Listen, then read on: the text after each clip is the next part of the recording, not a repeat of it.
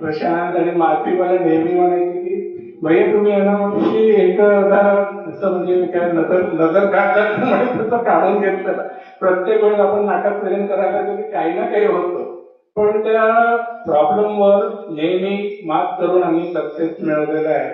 हे प्रत्येक माझ्यासोबत काम करताना प्रत्येकाला माहिती आहे की कसे प्रॉब्लेम येतात आणि ते कसे आपोआपच सॉल्व्हही होतात. हे मी नटेश्वराची कृपा मानतो त्या सगळ्या गोष्टी. पण तरी एक पूजा घालायला पाहिजे अशी जी आपल्याला म्हणजे मिळालेली आहे, तर ती आपण घालूया आणि घातलीच पाहिजे. तर या रंगमंचावर पडदा पडला की टाळ्यांचा कडकडाट होतो, पण टाळ्या शमल्यानंतर मात्र जेव्हा आपण रिकाम्या ग्रीन रूम मध्ये जातो तेव्हा सगळ्यात आधी तुम्हाला काय आठवतं किंवा कोणाची आठवण येते? मला नाटक संपलं की सगळ्यात पहिले मला बाबू आणि माझी मला आत्याची आठवण येते.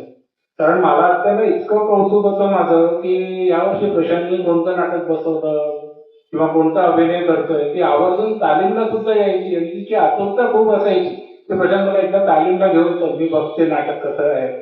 त्यामुळे मला त्या दोघांची मला इथेही बोलवलं, मी कोणत्याही प्रसंगाला माझा सत्कार असो किंवा माझा कोणत्याही मंचावर मला जर बोलवलं असेल तर त्या दोघांची आठवण मला नेहमी येते.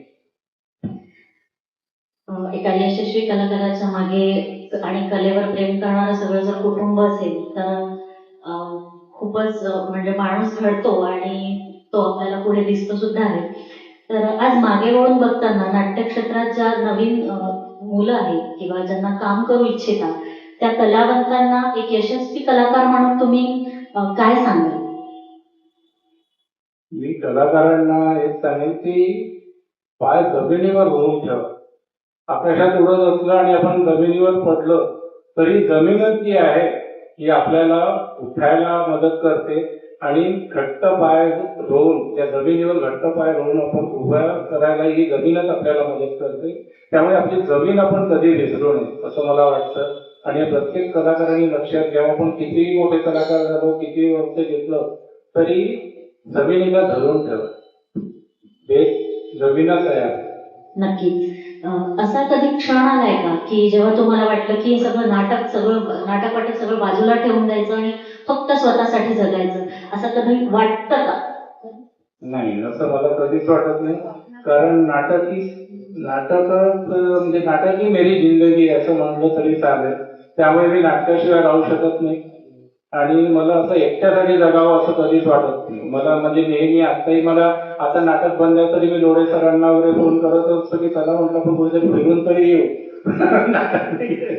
म्हणजे मला आवडतं की म्हणजे कलाकार आजूबाजूला असावं आपल्या आणि त्यांच्यासोबत वेळ घालवावा, तर मला नेहमी आवडतं. म्हणजे नाटकानेच तुम्हाला जगण्याची उमेद दिली असं म्हणायला काही हरकत नाही.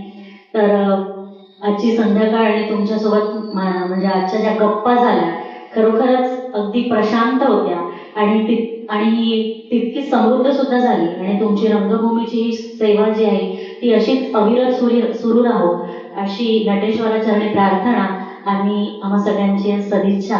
आपण इथेच थांबूया आणि पुढचं जे सत्र आहे ते मी परत सृजनकडे सोपवते आणि सगळ्यांचे परत एकदा आभार मानते. धन्यवाद. मी सगळ्यांचा आभार मानतो. दीपी मॅडम, नेहा मॅडम, टीना मॅडम आणि सगळ्या रसिकांचं की ज्यांनी मला एकदा इथे पुन्हा ऐकून घेतलं त्याबद्दल मी खूप खूप आभारी आहे. सृजनच्या सगळ्या पदाधिकाऱ्यांचं, आशिष दादांचं, सगळ्यांचं खूप खूप आभार. आणि माझे कलावंत जिथेही मला ऐकायला इथे आलेले आहेत त्या सगळ्यांना मला खूप आनंद झाला. सगळे आले, जे आले त्यांचेही मी आभार मानतो.